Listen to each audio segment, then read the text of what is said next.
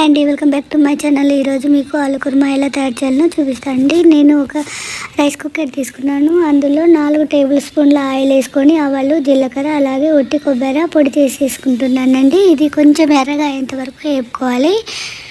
ఇందులో నేను ఒక ఆనియన్ పేస్ట్ వేస్తున్నానండి.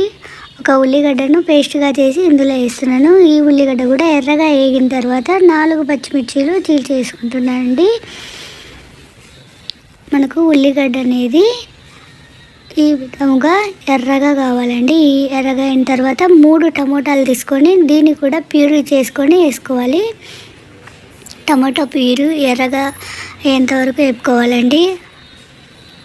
మనకు ఆయిల్ అనేది పైకి తేలితే సరిపోతుందండి. అలాగే 2 టేబుల్ స్పూన్ల అల్లం వెల్లుల్లి పేస్టు, ఇది కూడా బాగా చక్కగా అయ్యేంతవరకు కలుపుకొని కొంచెం పసుపు, అలాగే కారం పచ్చివాసన పోయేంత వరకు సిమ్లోనే వేపుకోవాలండి. నేను ముందుగా నానబెట్టుకున్న కాబూలీ శనగలు 1 అవర్ అన్న కాబూలీ శనగలు నానాలండి. అలాగే 4 ఆలు, కొన్ని పచ్చి బఠానీలు వేసుకుంటున్నాను. ఇవన్నీ ఒక్కసారి కలుపుకొని మనకు ముక్కలు మునిగేంత వరకు వాటర్ పోసుకోవాలండి. సాల్ట్ తగినంత సాల్ట్,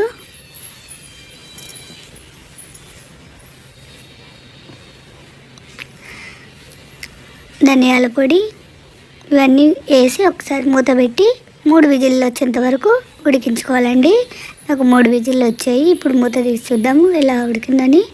చూడండి, నాకు కర్రీ అనేది మంచి కలర్లో చాలా టేస్టీగా ఉంటుందండి. కర్రీ పూరీలో కానీ చపాతీలో కానీ చాలా బాగుంటుంది.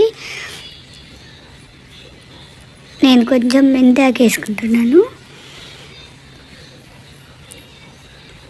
మెంతి పొడి, మీకు మెంతి పొడి లేకుండా పర్వాలేదండి, స్కిప్ చేసేయచ్చు.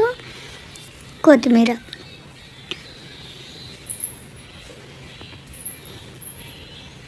అంతే అండి, ఆలు కుర్మా ready. Thank you for watching.